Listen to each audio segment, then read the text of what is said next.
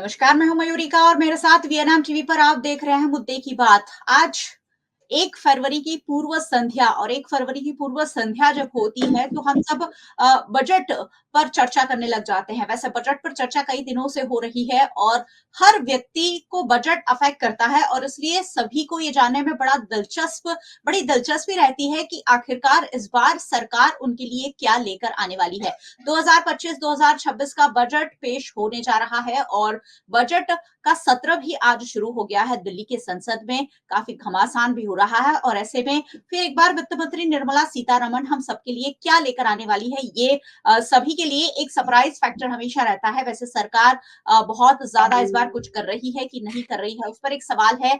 क्या करना चाहिए, इस पर आज चर्चा होगी और आम नागरिकों को क्या उम्मीदें हैं सरकार से, उस पर भी चर्चा होगी कि आम नागरिक इस बजट में क्या चाहते हैं। आज कुछ खास मेहमान हमारे साथ जुड़े हैं, उनसे चर्चा करेंगे कि आखिरकार ये बजट कैसा हो सकता है और कैसा होना चाहिए। चलिए, हमारे साथ इकोनॉमिस्ट के रूप में नयन पारीख जी जुड़े हैं। नयन जी, स्वागत है चर्चा में आपका। Mayurika ji, thank you so much for inviting me. हमारे साथ इलियास कुरैशी जी जुड़े हैं जो आम नागरिक हैं। इलियास जी, आपका भी चर्चा में स्वागत है। और हमारे साथ सौरभ मिस्त्री जुड़े हैं अहमदाबाद से और वो भी आम नागरिक के रूप में अपनी बातें रखेंगे कि आखिरकार उन्हें क्या चाहिए। सौरभ जी, आपका भी चर्चा में स्वागत है। Thank you. चलिए, नयन जी के पास चलती हूँ। सबसे पहले एज अ इकोनॉमिस्ट वो क्या सोच रहे हैं, वो क्या चाह रहे हैं कि सरकार को क्या करना चाहिए। पहले मैं सभी मेहमानों को 2-2 मिनट दूंगी और उसके बाद अपनी बात को विस्तृत रूप से आप लोग रख सकते हैं कि आखिरकार इस सरकार से हमें क्या उम्मीद लगानी चाहिए। सबसे पहले नयन जी के पास चलती हूँ क्योंकि एक्सपर्ट भी हैं वो और उन्होंने स्टडी भी जरूर किया होगा कि आखिरकार इस बार क्या हो सकता है, क्या होना चाहिए। नयन जी, 2 मिनट में आपकी प्रतिक्रिया सबसे पहले और उसके बाद विस्तृत रूप से हम आपसे बातचीत करेंगे। क्या कहेंगे, कल जो बजट आने वाला है 2025-26 का, उस पिटारे में से क्या निकल कर आने वाला है? आपने बिल्कुल सही कहा मयूरिका कि क्या पटारे में से आके हम लोगों को अफेक्ट करेगा। वैसे तो कल ही पता लगेगा, पर आज क्या आसार नजर आ रहे हैं वो मैं आपसे बात कर सकता हूं। तो एक तो ये कि आज इकोनॉमिक सर्वे प्रेजेंट हुआ। इकोनॉमिक सर्वे में ये बात हुई कि हमारा जो जीडीपी ग्रोथ है वो कहीं 6.4% रहेगा, तो हमारी जो उम्मीद है उससे कम है। दूसरा, तो उसको इन्फ्लेशन रेट जो है वो अगेन इकोनॉमिक सर्वे ने बताया कि कहीं काबू में है, 4.9% है, जो लास्ट ईयर 5.4 था। तो हम लोग जो अभी तक हमारी स्ट्रेटेजी थी कि हम इन्फ्लेशन को काबू में रखें, इंटरेस्ट रेट को कम ना करें, मनी सप्लाई को कंट्रोल करें और डिमांड को कंट्रोल करके हम लोग इन्फ्लेशन पे ही अपना फोकस बनाए हुए थे। Now that is delivered result. हमारा इन्फ्लेशन जो है वो 4.9 आ गया है और जीडीपी ग्रोथ भी उसके साथ कम हो गया है। तो अब मैं समझ रहा हूं कि कल का जो बजट है उसमें हम लोगों को जीडीपी ग्रोथ पे फोकस करना चाहिए। तो इंटरेस्ट रेट में कमी होगी, डिमांड बढ़ेगी, फोकस रहेगा कि जीडीपी ग्रोथ को बढ़ाए क्योंकि अब इन्फ्लेशन पे काबू आ गया है। उसके साथ साथ मैं समझ रहा हूं कि हम लोगों को 2-4 चीजों पे और ध्यान देना चाहिए। ट्रम्प आए हैं तो हम लोगों को अमेरिका के अलावा बाकी के हमारे जो ट्रेड पार्टनर्स है, क्योंकि हमारी अमेरिका के साथ जो ट्रेड बैलेंस है वो हमारे फेवर में है और इसीलिए कहीं ना कहीं हम लोगों पर जरूर जो वो ड्यूटी वगैरह डालने की बात करें वो हम लोगों को भी असर करेगा। तो इसके लिए हम लोगों को अपने लोकल डिमांड पे ज्यादा आधार रखना चाहिए और लोकल डिमांड के लिए हम लोगों को ज्यादा अपने आप को तैयार करना चाहिए। तो मैं समझ रहा हूँ कि इसीलिए थोड़ी मनी सप्लाई इजी होगा, इन्वेस्टमेंट आएगा, इंडस्ट्री को बढ़ावा मिलेगा, इन्फ्लेशन का काबू वो का वो रहेगा और मैं समझ रहा हूँ कि इसके कारण अगले साल का जो हमारा प्रोजेक्शन होना चाहिए वो कहीं 7.5 से 8% का रहना चाहिए। जो अभी लग रहा है कि कुछ भी नहीं करेंगे तो सिर्फ 6.5 पे ही अटक जाएंगे। जी, तो सरकार को जरूर ध्यान देना होगा कि आखिरकार किस तरह से नागरिकों को जो चाहिए वो सारी चीजें उन्हें मुहैया कराई जा सके। हमारे साथ सोशल वर्कर के रूप में रुझान खंभाता जी भी जुड़ी हैं। रुझान जी, स्वागत है चर्चा में आपका। रुझान जी के पास हम चलेंगे लेकिन चलिए सौरभ जी के पास चलती हूँ। सौरभ मिस्त्री एज अ सिटीजन हमारे साथ जुड़े हैं और क्या चाहते हैं सरकार से। 2 मिनट में सौरभ भाई अपनी बात बताइए और उसके बाद फिर विस्तृत रूप से हम आपकी राय लेंगे।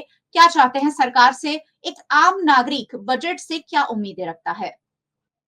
एक आम आदमी के लिए बजट से उम्मीद कुछ ऐसी होती नहीं है। जो बजट होता है वो उनके उद्योगपतियों के लिए होता है। आम आदमी तो हमेशा बेचारा टैक्स भरता है। आज के युवा, उन्होंने जो 2 करोड़ नौकरियों का जो वादा किया था कि हर साल 2 करोड़ नई-नई नौकरियाँ देंगे, तो वो नौकरियाँ नहीं है। युवा लोग बाहर जा रहे हैं, यूएस जा रहे हैं, फॉरेन कंट्री में जा रहे हैं। तो हुँ, खास करके युवाओं के लिए उनको ध्यान देना पड़ेगा। फिर किसानों के लिए, किसानों को जो भी आज एमएसपी नहीं मिलती, उसके लिए भी उसके दाम जो है, उसके जो परसेंटेज है, वो थोड़े कम करने पड़ेंगे। महिलाओं के लिए आज घर चलाना बहुत ही आसान नहीं है। जो हुँ, 2010 से पहले था, तो आज महिलाओं के लिए भी जो उनका जो इनकम होता है, उनसे भी आज घर चलाना बहुत मुमकिन हो गया है, नामुमकिन हो गया है। तो उनके हुँ, लिए भी जो घरेलू चीज़ें हैं, जैसे गैस की बॉटल है, किराना है, आज कोई भी चीज़ तुम देख लो, कभी कम हुँ, होती नहीं है। हर साल बजट में कुछ ना कुछ ज़्यादा ही आता है। तो ऐसी हुँ, कुछ बहुत सारी चीज़ें हैं जो युवाओं, किसानों, महिलाओं को, और खास करके अभी जो सर ने बोला जीडीपी ग्रोथ हमारा जो है, वो थोड़ा हुँ, कम होना चाहिए। आज हुँ, बड़े-बड़े लोग के टैक्स माफ़ कर दिए जाते हैं, आम आदमी बेचारा टैक्स भर के मर जाता है। हुँ। कंज़्यूमर लोन जो सस्ती हुई है, उनसे ज़्यादा भी जो दूसरी लोनें हैं, बैंक इंटरेस्ट, उनकी लोन भी थोड़ा कम हो, उनके परसेंटेज खुद थोड़े कम हो, तो आम आदमी को मुनाफ़ा मिलेगा। जी, आम नागरिकों को ये सारी छोटी-छोटी बातों में बड़ा इंटरेस्ट होता है, क्योंकि उन्हें डे टू डे इन्हीं सारी चीज़ों से डील करना पड़ता है। मुझे लग रहा है रुझान जी थोड़ी-सी कहीं एंगेज हैं, कार से ही हमारे साथ जुड़ी हैं, तो उनकी एक छोटी-सी प्रतिक्रिया ले लेते हैं और फिर हम जी, उन्हें रिलीव करेंगे क्योंकि उनका नेटवर्क जो है लगातार मूव हो रहा है। मैम क्या कहेंगे एज़ अ सोशल वर्कर सरकार से क्या उम्मीदें हैं आपकी?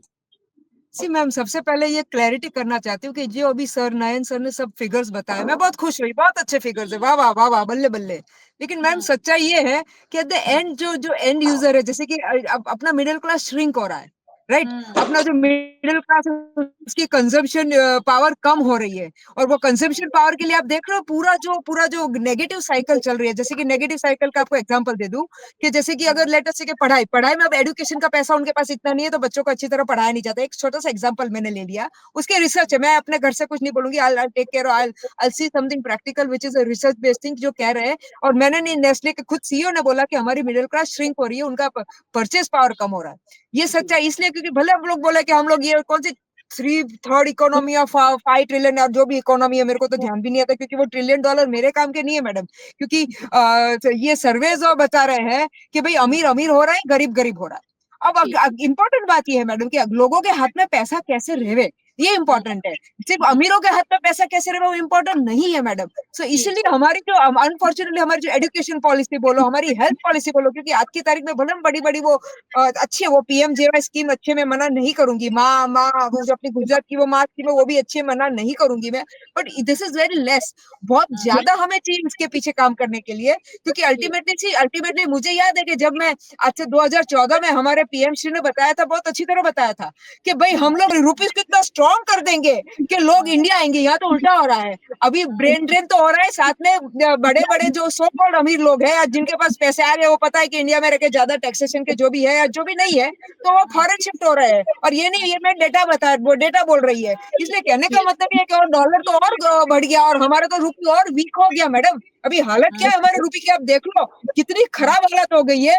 तो ये जो बड़ी-बड़ी वो इकोनॉमी सर्वे नहीं है वो तो सर लोग जैसे ही बड़े इकोनॉमिस्ट ही समझ पाएँगे।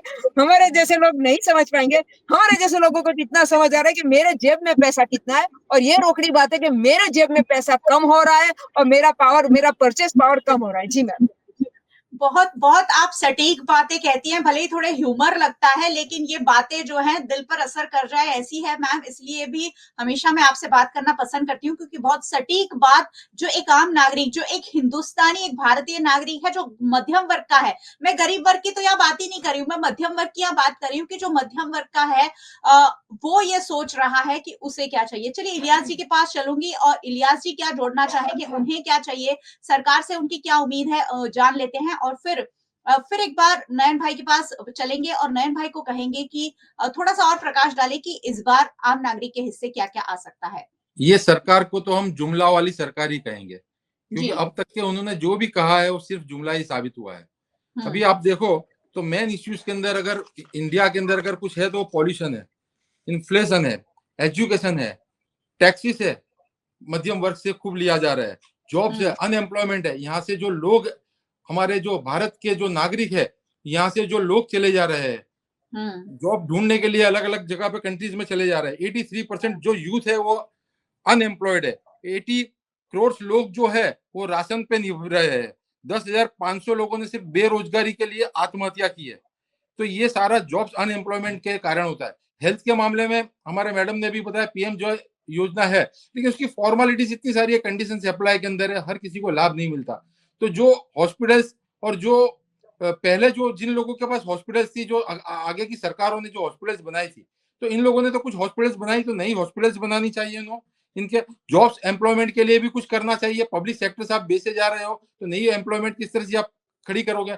एजुकेशन के लिए आप सिर्फ 2.4% आप दे रहे हो। बच्चा अगर पढ़ेगा यहाँ पे प्राइवेट स्कूल के अंदर आप देखोगे तो ईयरली 1 लाख टू 1.5 लाख उसको पढ़ाई के लिए पीछे खर्च करना पड़ता है। फिर पढ़ाई करने के बाद भी अगर वो उसके बाद इंजीनियरिंग या मेडिकल में जाना होता है तो उसके लिए एक्स्ट्रा खर्च करना पड़ता है। ये गरीब मध्यम वर्ग के लिए कितना काफी मुश्किल का काम है ये कि अपने सैलरी के अंदर से इतना निकालना काफी होता है, क्योंकि बेचारा टैक्स भर भर के तो मर गया होता है। फिर अगर वो ग्रेजुएट हो गया, इंजीनियर हो गया, अगर बाहर आता है तो उसको पता चलता है कि मेरे लिए तो नौकरी नहीं और सरकार ये कह रही है कि आप पकौड़े। तो ये बिल्कुल जो एजुकेटेड जो मध्यम वर्ग वालों के लिए तो बिल्कुल परेशानी वाला मामला है। बच्चा जैसे ही अगर इंसान कमाने का शुरू करता है, कमाने के बाद अपने बच्चों की उसकी रिस्पॉन्सिबिलिटीज आती है कि घर के अंदर बच्चों की शादी की रिस्पॉन्सिबिलिटी आती है। वो जो भी करेगा उसको टैक्स देना पड़ेगा, हर चीज में टैक्स होता है। यानी आप देखोगे तो 90% जो मिडिल क्लास के जो लोग हैं उसका टैक्सेस में हिस्सा होता है।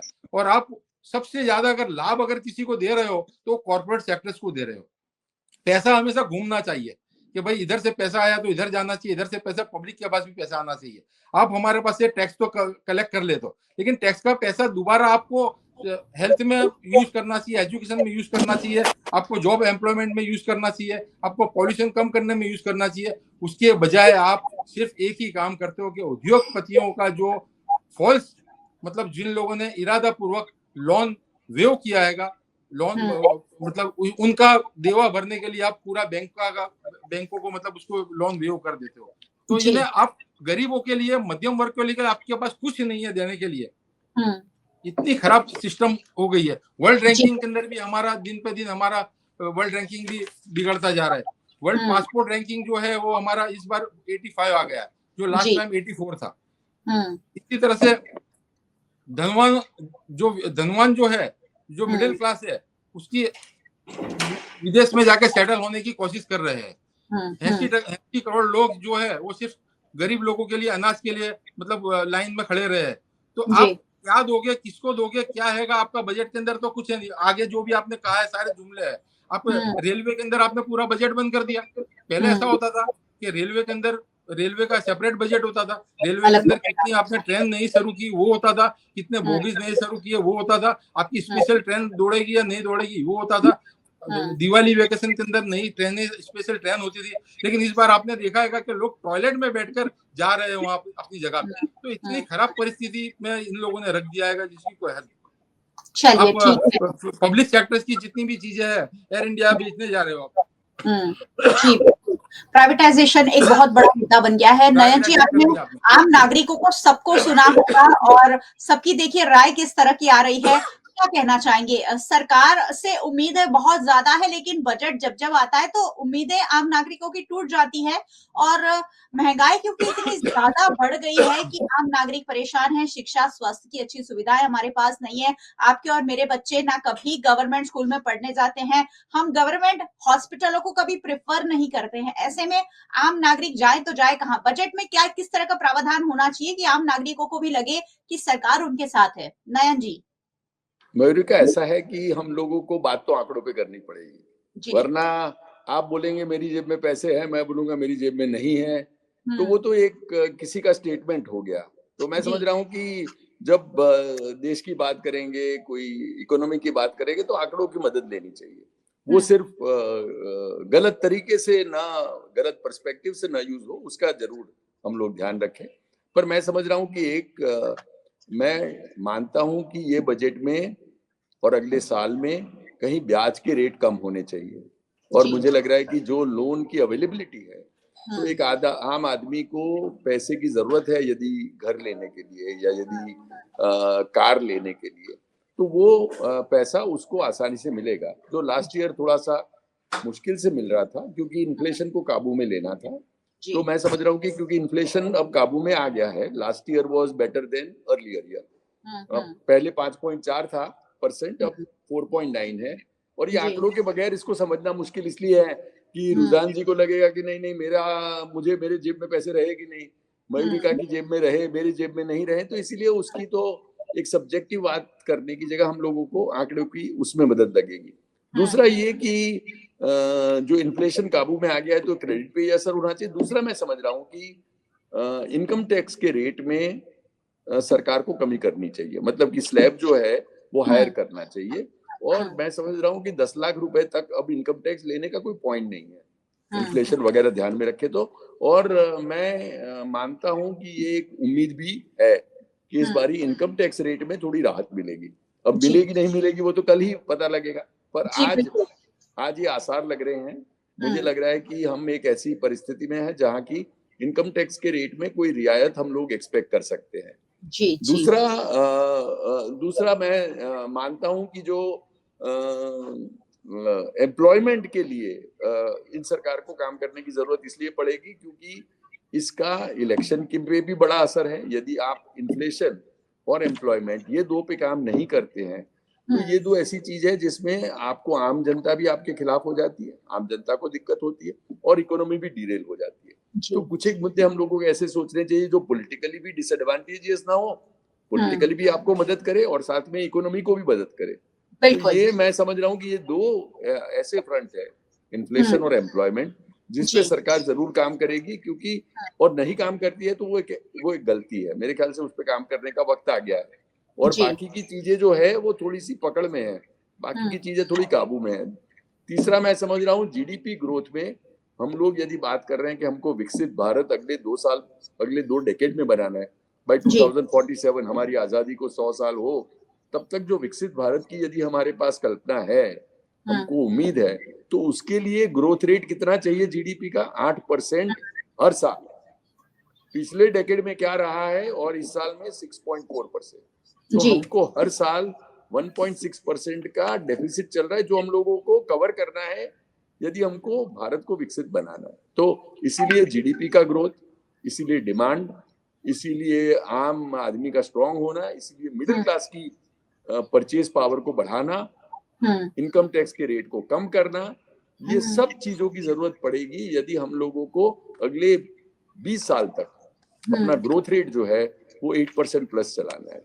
ये जरूरी है। और मैं समझ रहा हूँ कि ये हर सर्वे इंडिकेट कर रहे हैं, ये वित्त मंत्री भी जानते हैं, तो ये उम्मीद करी जा सकती है। पर हम लोग कल देखेंगे कि ये उम्मीदें कितनी सही आती है, कितनी नहीं आती है। पर मैं उम्मीद करता हूँ आपके साथ, आपकी चैनल के द्वारा, कि ये हमारी ऑप्टिमिज्म जो है, ये हमारी अपेक्षा है, वो कहीं जो सरकार चला रहे हैं उनके कान तक ये बात पहुंचे और उस पर कोई अमल। बिल्कुल। हमेशा ही ये हर व्यक्ति सोचता है कि बजट में उनके हिस्से जरूर कुछ ना कुछ आए और आशा करते हैं कि क्योंकि हमें देश की इकोनॉमी को आगे बढ़ाना है, हम तीसरी विश्व की सबसे बड़ी इकोनॉमी बनने की और जब आगे बढ़ रहे हैं, ये सपना देख रहे हैं, तो हमें देश के नागरिकों को मजबूत करना होगा। सर, इस 1 साल में देश की इकोनॉमी को मजबूत करने के लिए क्या किया जा सकता है? नयन जी, मैं आपसे ये जवाब चाहूंगी, क्या सरकार इस और कोई खास ठोस कदम उठाएगी? क्योंकि रुपया जो है गिरता जा रहा है और बीज कॉइन और ये सारी बहुत सारी चैलेंजेस सरकार के भी सामने आ रही है। क्या इस पर बजट में कोई खास इस बार पहलू सामने आ सकता है? मैं समझ रहा हूँ कि इसको हैंडल करना बहुत जरूरी है। जो विश्व में भी हालात बदल रहे हैं, ट्रम्प साहब ने वहां जाके अपना प्रेसिडेंशियल ऑफिस संभाल लिया है और वो कहते हैं कि इंडिया पे भी ड्यूटी डलने के पूरे चांसेस है, क्योंकि वो हमारा, खैर अमेरिका के साथ जो ट्रेड बैलेंस है वो हमारी फेवर में है। मतलब ये कि हम लोग उनको एक्सपोर्ट ज्यादा करते हैं, वहां से इंपोर्ट कम लेते हैं। तो ये जो है वो ट्रम्प की निगाह में है और वो हो सकता है कि ड्यूटी डाले अगले सालों में। तो हमको इंडियन अपनी खुद की डोमेस्टिक मार्केट को स्ट्रॉन्ग करना पड़ेगा, क्योंकि यदि आप एक्सपोर्ट नहीं कर पाएंगे तो क्या करेंगे?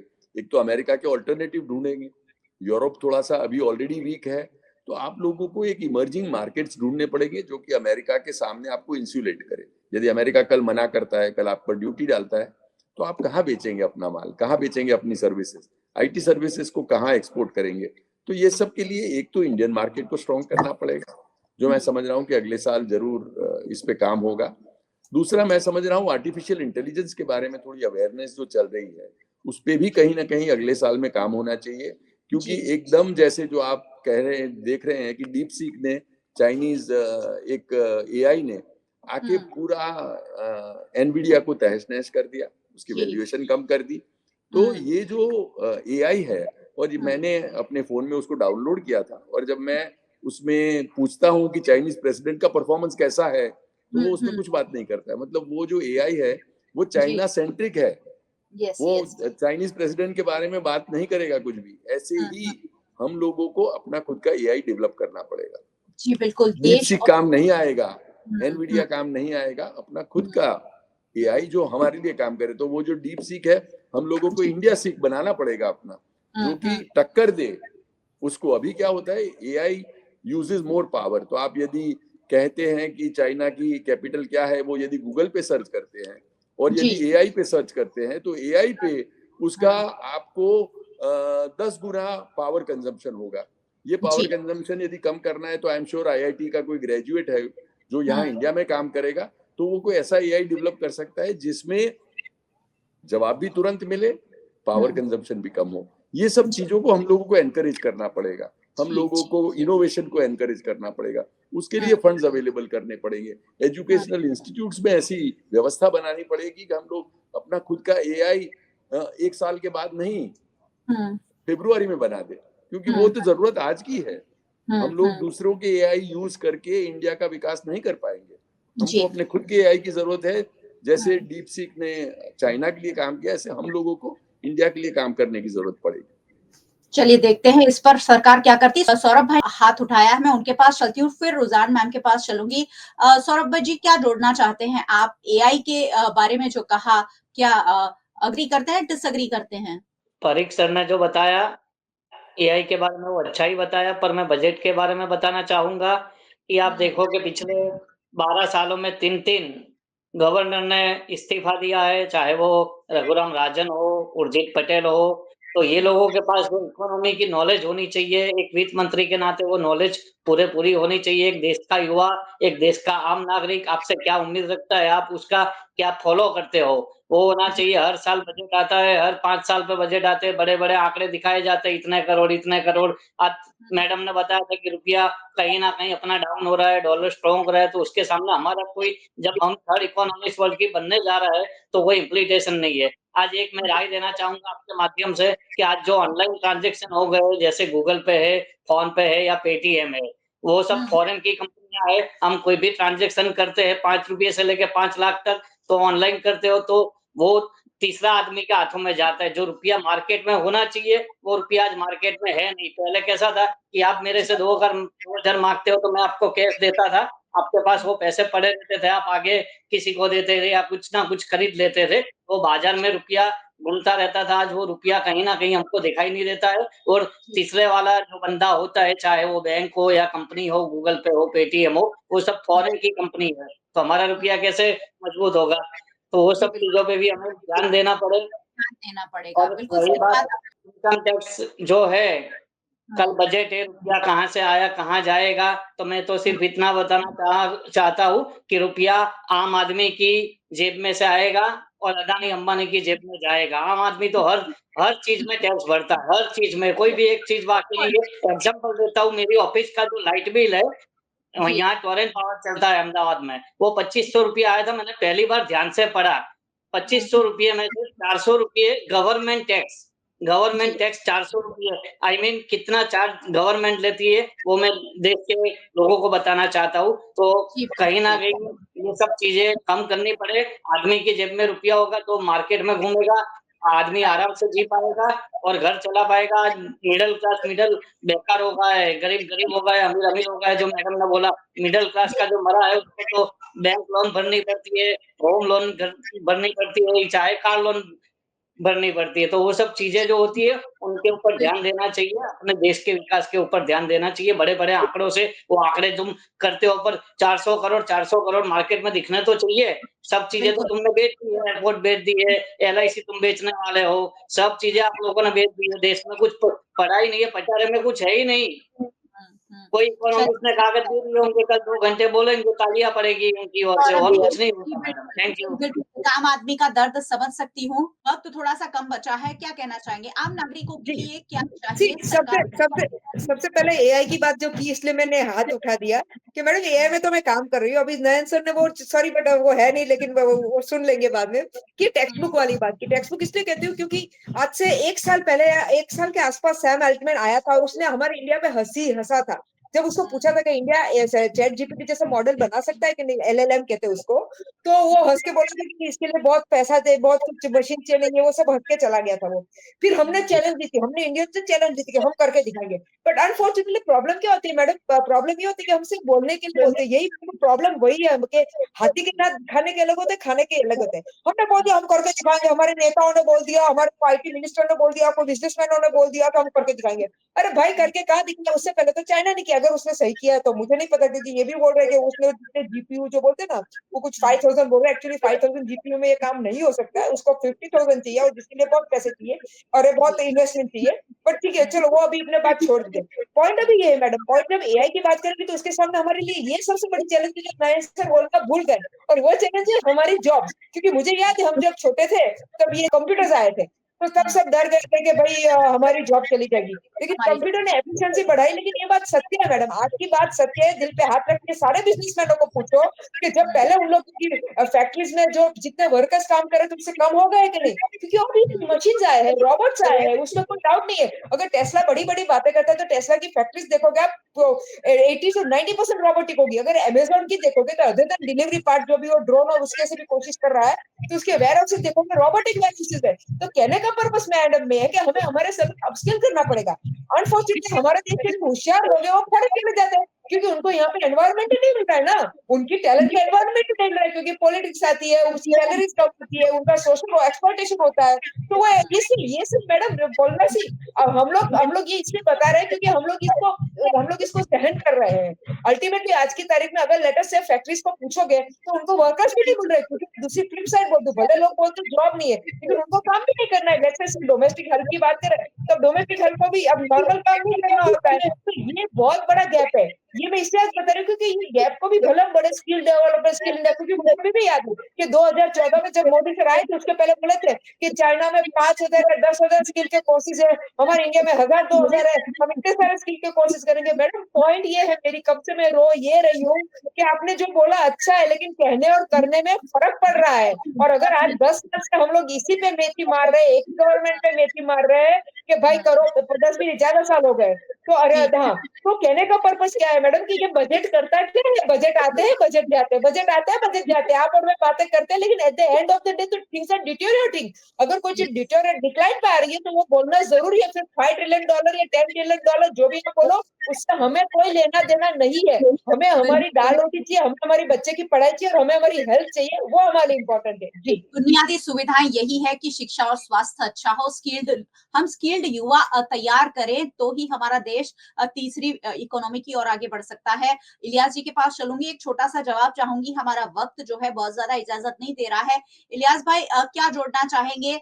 सरकार क्या आप सबकी, हम सबकी, आम नागरिकों की उम्मीदों पर खरी उतर पाएगी इस बार, या हर बार की तरह हमारे हाथ में एक झुंझुना पकड़ा दिया जाएगा कि बस साबुन सस्ते हुए और कार सस्ती हुई, लेकिन जो दाल है, अनाज है, सब्जियां हैं, वो महंगी होती जाएगी? क्या कहेंगे? 5 ट्रिलियन इकोनॉमी की बात तो 2019 में की थी, आज 6 साल हो गए उसको। जी। उस वक्त आप देखोगे तो डॉलर का भाव सिर्फ 58 रुपीज था पर डॉलर, आज जी। उसका रेट हो गया 86 रुपीज। इसी जी। तरह से इन लोगों ने जो भी बजट की बात है, तो आम आदमी को तभी फायदा होगा कि आप हॉस्पिटल्स नहीं करो, आप स्कूल्स नहीं करो, स्कूल्स के अंदर आप क्वालिटी के अंदर सुधारा दो, आप पेट्रोल डीजल को सस्ता दो, आप फ्रूट्स एंड वेजिटेबल्स है उसमें, जैसे कि ज्यादातर लोग यहाँ पे क्या खाते हैं, गेहूं खाते हैं, चावल जी। खाते हैं, दाल खाते हैं, इसके अंदर सब्सिडाइज रेट दो, आप ज्यादा से ज्यादा उसको फायदा दो। आप गरीबों को तो समझो दे देते हो कि 5 किलो अनाज मुफ्त में दे देते हो, लेकिन जो हम्म। मध्यम वर्ग है उसके लिए आपने क्या प्रावधान किया? जो आपको मैं बता दूं कि नेहरू जी के वक्त 33 पब्लिक सेक्टर यूनिट्स बने। इंदिरा जी के वक्त 66 पब्लिक सेक्टर यूनिट्स बने। राजीव जी के वक्त 18 पब्लिक सेक्टर यूनिट्स बने। मनमोहन सिंह जी के वक्त 23 पब्लिक सेक्टर यूनिट्स बने। कुल मिला के कांग्रेस के शासन में 160 पब्लिक सेक्टर यूनिट्स बने और अटल बिहारी वाजपेयी के समय में 17 पब्लिक सेक्टर यूनिट बने। ये 11 साल की सरकार है, मोदी जी की सरकार है। आप बता दो कि एक भी पब्लिक सेक्टर यूनिट अगर उन्होंने खड़ा किया हो। उसके अलावा पब्लिक सेक्टर यूनिट की तो बात जाने दो, बंद कर दिया सारे यूनिट्स। अभी देखो तो अब बीएसएनएल के अंदर 19,000 जो एम्प्लॉयज है वो लोगों को नौकरी पर से निकाला गया है। सब चीज प्राइवेटाइजेशन करते जा रहे हैं। तो ये क्या होगा आने वाले दिनों के अंदर? अच्छे अच्छे पैसेदार लोग जो है वो विदेश में चले जा रहे हैं। जो स्टूडेंट्स है जो पढ़ाई करके मास्टर्स डिग्री करके वहां फॉरेन में सेट होने जा रहे हैं।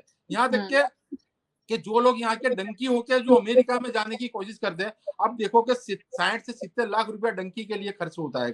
तो अगर उनको पूछा जाए कि ये खर्च आप यहाँ पे धंधा क्यों नहीं करते, तो वो बोलते हैं इनसिक्योरिटी नहीं है। हम 60-70 लाख रुपए खर्च करके भी यहाँ पे हमको जमाने भर का टैक्स देना है, और हम इतनी कमाई नहीं कर सकेंगे कि जितना हमारा सर्वाइव हो। तो आप वो डंकी के जरिए रिस्क लेके वहां जा रहे हैं। तो ऐसी पोजीशन के अंदर इंडिया खड़ा है। एक जमाने में मोदी जी ने ये कहा था कि हम इंडिया को ऐसा कर देंगे कि अमेरिका से लोग यहाँ पे नौकरी करना है। अब आज उनके शासन में देखो कि यहाँ से लोग अच्छे लोग, पढ़े लिखे लोग, पैसे वाले लोग, सारे लोग जाने की फिक्र करते हैं। यहाँ तक कि ऐसा भी हो गया कि रसिया के अंदर लोग गए बेचारे एम्प्लॉयमेंट के लिए गए, और वहां पे जाके उनको आर्मी में उनको भर्ती कर दिया गया। और हमारी जो फॉरेन पॉलिसी भी है वो बिल्कुल नेग्लेशन पॉलिसी है। आप देखो तो हमारे जो हिंदू भाई बांग्लादेश के अंदर है वो बिल्कुल उनको वहां मारा जा रहा है, और हम शेख हसीना के लिए यहाँ पे उनको सिक्योरिटी दे रहे हैं। क्या पॉलिसी है हमारी? हम मोदी जी की बात कह रहे हैं कि मोदी जी हमारा मित्र है। तो मोदी जी ने हमारे 18,000 जो नागरिक है, जो अभी उन लोगों को इंडिया निकाल करने की जो बात कर दी थी इंडिया बात कर दी थी। तो ये सारी जो बातें हैं, ये जो भी है वो सारा जुमला है। मैं तो यही कहूंगा कि आम आदमी अच्छी तरह से खाना खाए, अच्छी तरह से शिक्षा ले, अच्छी तरह से उनको हॉस्पिटल में अच्छी सर्विस मिले, अच्छे रोड रास्ते हो, ये सब चीज, और अच्छा, और पॉल्यूशन जीरो हो, उनके लिए टैक्स की कोई माथाकूट ना हो। आप देखोगे तो टैक्स बच्चा पैदा होता है तब से लेकर मरने तक का उसको टैक्स देने में आता है। और ये आम तरीके का 90% जो लोग है वो मध्यम वर्ग, जो गरीब लोग है वही टैक्स देते हैं। लेकिन जो अमीर जो लोग है, जो कॉर्पोरेट है बड़े बड़े, उनका 30% जो टैक्स था उसका कम करके 23% टैक्स कर दिया। तो ये क्या है? और अगर वो नुकसान बता देते हैं किसी भी तरह से सीए के जरिए, जैसे कि अनिल अंबानी ने किया, तो उसका जो देवा आप माफ कर देते हो, तो वो हमारा जो पैसा है वही पैसे से आप उनको माफ कर देते हो। ये पैसा आप गरीबों के अंदर अगर आएगा तो कितना सारा सर्कुलेट होगा पैसा। जी बिल्कुल बिल्कुल।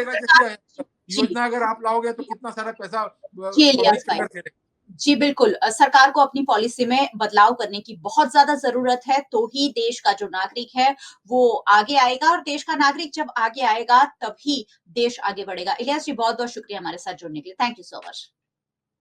और बहुत बहुत शुक्रिया सारे व्यूअर्स का हमारे साथ जुड़ने के लिए। व्यूअर्स को रोज रोज रात 8 बजे वीएनएम टीवी पर मुद्दे की बात में जुड़ते रहना है, क्योंकि यहाँ वही मुद्दा चर्चा में लाया जाएगा जो सीधा सीधा आपसे जुड़ा है। आप हमें यूट्यूब चैनल पर देख रहे हैं, अगर हमारे चैनल पर नए आए हैं तो जरूर सब्सक्राइब कर लीजिए और बेल आइकन प्रेस कर दीजिए, ताकि वीएनएम का हर अपडेट सबसे पहले आप तक पहुंच सके। आप हमें फेसबुक पर देख रहे हैं, शेयर कर लीजिए। ये सारी बातें सभी के लिए जानना बेहद जरूरी है। आप हमें ओटीटी प्लेटफॉर्म्स पर देख रहे हैं, डेली हंट, वोडाफोन टीवी, जियो टीवी और जियो टीवी फाइबर। 498 नंबर के चैनल पर वीएनएम टीवी को 24 घंटे लगातार देखा जा सकता है। देखते रहिए वीएनएम, जुड़े रहिए वीएनएम के साथ। नमस्कार।